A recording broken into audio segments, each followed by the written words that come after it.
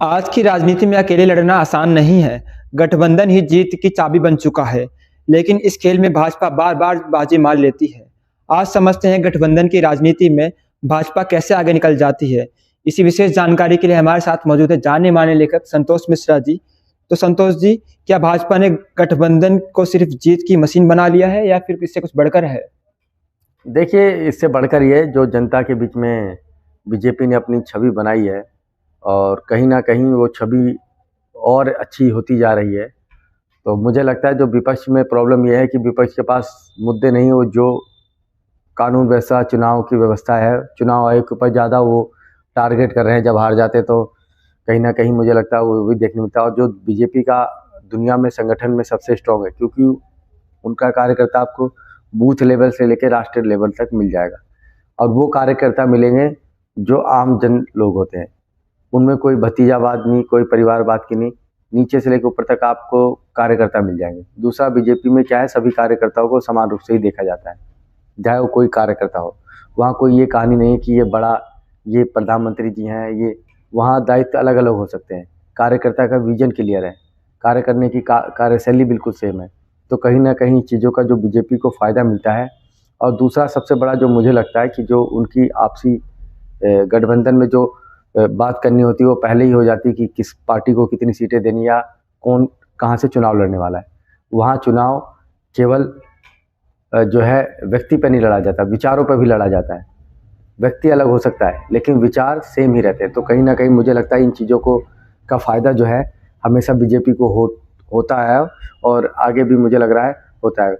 Problem विपक्ष के साथ ये जो उनका बिखराव है विपक्ष का, वो सबसे बड़ा होता है। फिर दूसरा जो उनके यहाँ परिवारवाद की राजनीति चल रही है, तो वहाँ युवा या जो अन्य लोग हैं, आम नागरिक हैं, वहाँ कनेक्ट नहीं कर पाते, क्योंकि कई अगर मान लीजिए नए नेता आने हैं तो वो विपक्ष की तरफ नहीं जा पाके बीजेपी में ज़्यादा आना चाहे, चाहे वो उनको ज़्यादा काम करना पड़ रहा है इस चक्कर में, क्योंकि उनको लगता है कि बीजेपी में हमारा फ्यूचर भी सेफ है और राजनीति इस तरह, क्योंकि यहाँ परिवारवाद की या ऊपर से दिल्ली से कोई ऑर्डर आया चलेगा, वहाँ लोकल अपने इश्यू होते हैं, उन्हीं चीज़ों पर वो लोग बात करते और काम करते हैं, उसका फ़ायदा भी होता ही है। तो मुझे लगता है इन चीज़ों को देखते हुए जो विपक्ष जो है असहमा हुआ अपने आप को महसूस कर रहा है और कहीं न कहीं उनके पास आने वाले टाइम में मुझे लगता है विपक्ष के लिए और भी परेशानी होने वाली है।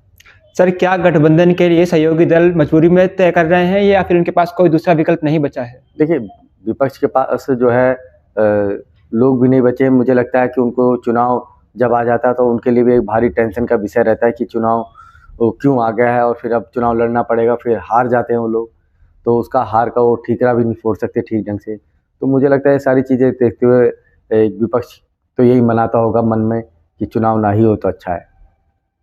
सर, क्या भाजपा गठबंधन मैनेजमेंट में विपक्ष से कहीं न कहीं आगे बढ़ती हुई नज़र आ रही है? क्योंकि विपक्ष ने भी गठबंधन की नीति अपनाई, लेकिन वो फेल हो गया। देखिए, जो है विपक्ष या बीजेपी में सबसे बड़ा जो उनका बीजेपी का अपना संगठन या मैनेजमेंट बहुत शुरू से ही स्ट्रॉन्ग रहा है और उसका फ़ायदा उन्हें हमेशा मिलता भी रहा है।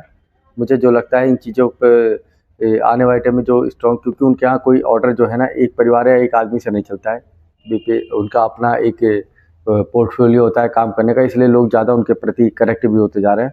और फ्यूचर की राजनीति को देखते हुए मुझे ये भी लगने लगा कि भविष्य में विपक्ष के लिए एक गहरी चिंता और जो उनके पास हो सकता है नेताओं का भी थोड़ा शॉर्टेज हो रही है। जो अच्छे नेता हैं उनके वो भी कहीं न कहीं उनकी मजबूरी हो या आप ये कह सकते हो, क्योंकि उनको अपनी बात रखने का मौका नहीं मिल रहा तो वो पार्टी छोड़ भी रहे हैं। सर, जब अक्सर गठबंधन होता है तो 2 विचारधाराएँ आपस में मिलती हैं, तो क्या ये कहीं न कहीं जो गठबंधन का फैक्टर है विचारधाराओं का, सेकेंडरी हो चुका है? बिल्कुल, कहीं न कहीं देखिए 2 विचारधाराओं की बिल्कुल बात है और जो 2 विचारधाराएँ आपस में लड़ती आ रही हैं, कहीं न कहीं वो मजबूरी में भी गठबंधन करती हैं, क्योंकि बीजेपी को रोकने के लिए, लेकिन तब भी वो रोक नहीं पा रही हैं। और जो उनका अपना वोट भी है, वो भी कहीं न कहीं बीजेपी या बीजेपी गठबंधन में चला जा रहा है। सर, मेरा आपसे अंतिम सवाल, क्या छोटे दलों के पास भविष्य में कोई अहम फैसला बचेगा या नहीं? देखिए, मुझे नहीं लगता छोटे दलों के साथ कोई फैसला बचा, क्योंकि जो छोटे दल हैं वो कहीं न कहीं 1-2 ही नेताओं के दम पे बने हैं या एक ही, जैसे अब मान लीजिए बड़ा दल भी उठा लिया जाए, तो परिवारवाद की राजनीति आ जाती है फिर उसमें। आरजेडी के साथ यही हुआ कि जो लालू जी ने काम किया, उसका नतीजा उनको तेजस्वी ने भले कोशिश की कि उसे दूर रखा जाए और ना उतारा जाए, फिर भी उसी का असर हुआ। गठबंधन का खेल अब भरोसे का नहीं फायदे का हो गया है। आप इससे कितना सहमत हैं? अपनी राय कमेंट में जरूर बताएं। बहुत बहुत शुक्रिया आपका विशेष जानकारी के लिए, संतोष मिश्रा जी।